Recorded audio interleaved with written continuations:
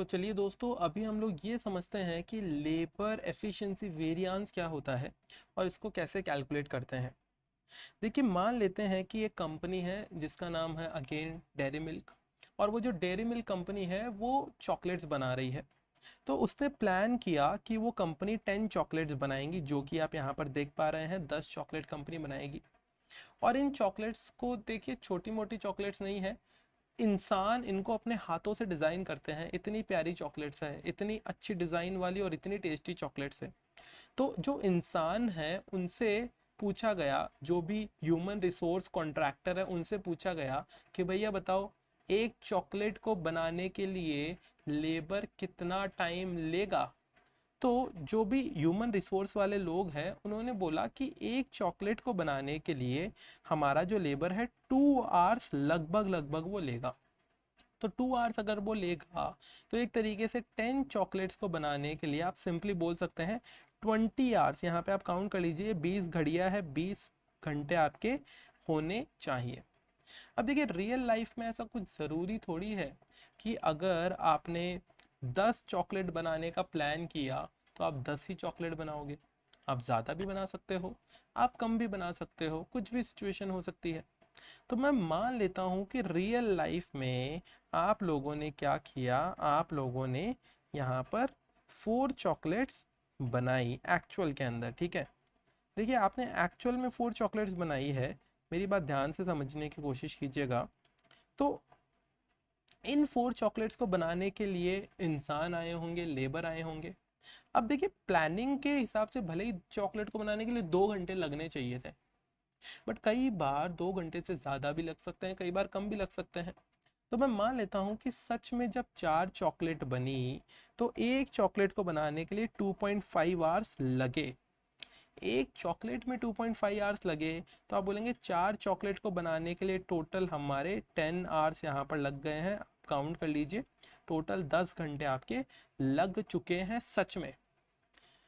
अब सोच के देखिए, क्या आप इन दोनों को कंपेयर कर सकते हैं क्या? ये जो आपकी एक्चुअल यहाँ पर 4 चॉकलेट के लिए 10 घंटे और 10 चॉकलेट के लिए 20 घंटे, तो आप क्या इन दोनों डेटा को कंपेयर कर सकते हैं क्या? बिल्कुल नहीं कर सकते हैं, बिल्कुल नहीं कर सकते।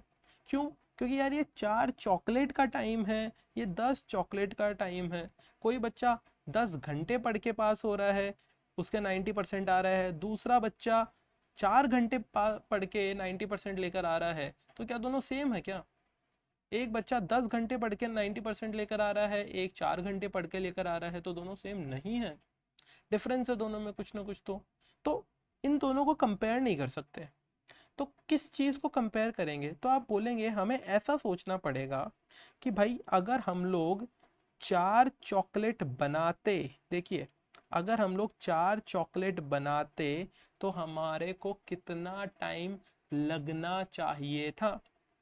तो जब आप फर्स्ट टाइम कॉन्ट्रैक्टर से मिले और कॉन्ट्रैक्टर से पूछा कि भैया एक चॉकलेट के लिए कितना टाइम लगना चाहिए था, तो कॉन्ट्रैक्टर ने आपको बता दिया ना कि एक चॉकलेट के लिए 2 घंटे लगने चाहिए थे। तो ये जो 4 चॉकलेट है इनको बनाने के लिए आप बोलेंगे हमारे टोटल 8 घंटे लगने चाहिए थे। अब एक चीज़ सोच के देखो, अब ये दोनों डेटा है, इनको कंपेयर कर सकते हैं कि नहीं कर सकते? अब कंपेयर कर सकते हैं। कैसे? आप बोलेंगे कि भाई, हमारी 4 चॉकलेट को बनाने के लिए 8 घंटे लगने चाहिए थे और वही 4 चॉकलेट हमारी 10 घंटों के अंदर बनी है। तो अब ये जो डेटा है ये कॉम्पिटिटिव डेटा हो गया। अब इसको कंपेयर कर सकते हैं, क्योंकि 4 चॉकलेट के डेटा को आप 10 चॉकलेट के डेटा से कंपेयर ही नहीं कर सकते थे। और एक चीज़ और सुनिएगा, यहाँ पर हम लोग चॉकलेट्स का वेरिएंस निकाल रहे हैं या फिर लेबर के आर्स का वेरिएंस निकाल रहे हैं? आप बोलेंगे हम लोग लेबर के आर्स का वेरिएंस निकाल रहे हैं। तो लेबर के आर्स का मतलब क्या हो गया? लेबर की एफिशिएंसी, कि भाई कितना अच्छे से इसने काम किया है। तो आप क्या बोलेंगे, ध्यान से देखिएगा।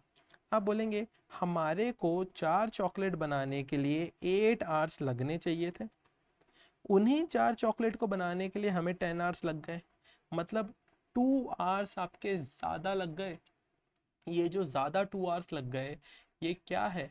आप बोलेंगे लेबर की एफिशिएंसी कमज़ोर थी, कम थी, कि लेबर को जो काम करने के लिए 8 आवर्स लगने चाहिए थे वही काम के लिए इसे 10 आवर्स लगे, तो आप बोलेंगे 2 आवर्स हमारे लिए एक तरीके से एडवर्स हो गया, एडवर्स हो गया, या फिर आप इसको बोल सकते हैं अनफेवरेबल सिचुएशन हो गई। अब देखिए फाइनली हमें जो नंबर्स हैं वो घंटों में नहीं देने हैं, वो हमें रुपीज़ में निकालने हैं, ठीक है।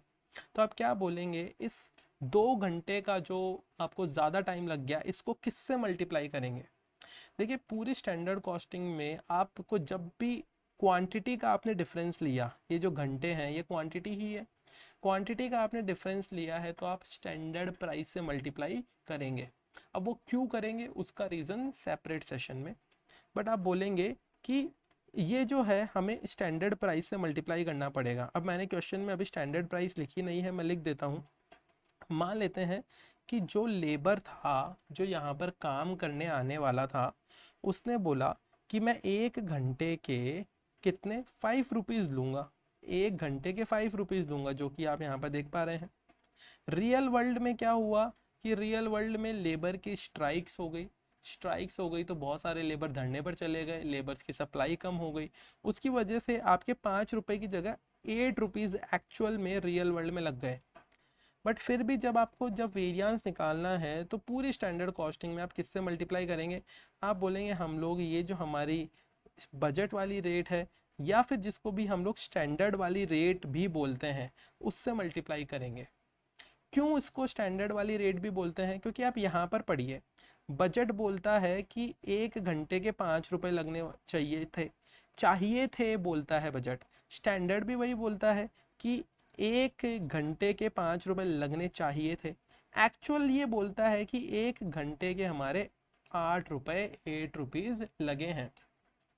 तो इसका मतलब क्या हो गया, इसका मतलब फाइनली सिंपल हो गया कि आप बोलेंगे कि भाई हमारे 8 घंटे लगने चाहिए थे, 10 लगे, 5 रुपए का हमारे स्टैंडर्ड प्राइस है, तो हमारा 10 रुपए का एडवर्स सिचुएशन हो गया, अनफेवरेबल सिचुएशन हो गया।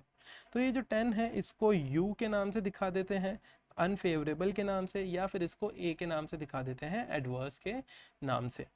बट इसका जो पूरा क्रक्स है वो ये है कि आपको चॉकलेट्स फाइनल प्रोडक्ट का डिफरेंस नहीं लेना है, उन फाइनल प्रोडक्ट के लिए कितना टाइम लगना चाहिए था वर्सेस कितना टाइम लगा है उनका कंपैरिजन करना है।